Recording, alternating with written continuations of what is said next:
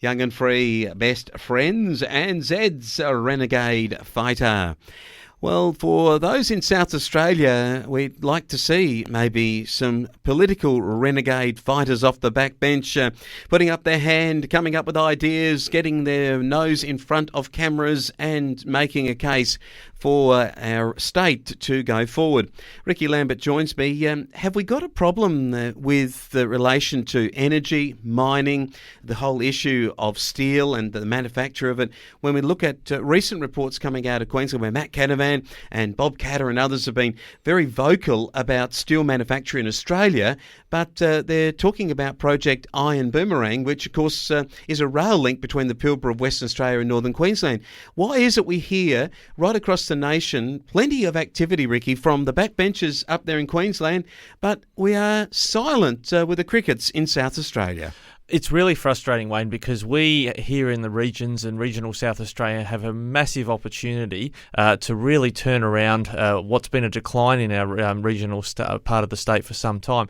If you like, all the dots are there. They're all joining up beautifully. But are our federal police, have they got a pen? Are they willing to join the dots? Let's go through them and you'll see that there's actually a clear case, and we need a backbencher to be vocal about this because there are great opportunities for South Australia. Well, we had a steel making facility and it is still going, albeit they're talking about green energy and hydrogen rather than maybe nuclear energy to get that really operational at a cheap cost.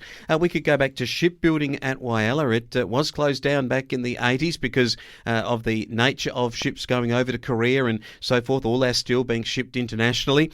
At the same time, we have a Roxby Downs where we are able to mine uranium. We have now potentially a nuclear waste facility where we can take rods that could be used in, say, a nuclear reactor.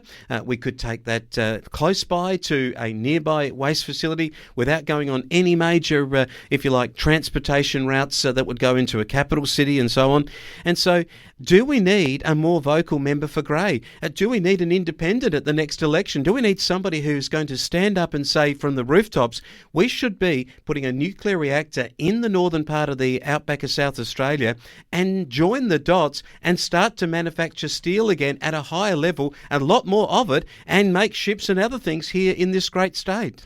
I'm reminded, Wayne, of a conversation we had with a young lady around 2010 when I was in state politics about water. It was during the drought, and she said, look, you keep asking God to give you more water from the sky. God's given you plenty of water, you just don't use it very well. We have God-given resources in our state. We have the uranium. We have the iron ore as well.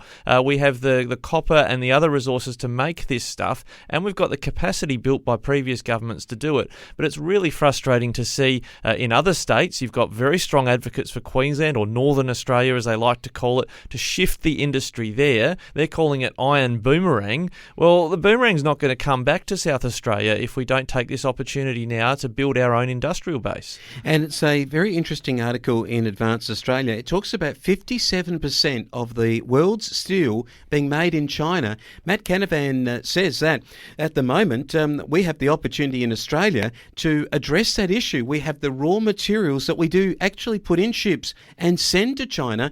Why aren't we saying, let's do something about steel manufacture, let's get a cheaper cost of power, let's get a nuclear reactor, let's do it all within a safe, arid areas location where we don't have seismic activity or anything like that.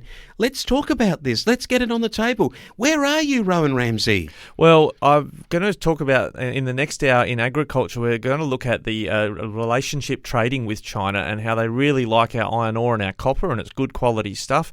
But they are, as this academic I've spoken to from the University of Adelaide tells me in the interview, China is trying to build up Africa as a competitor for our iron ore.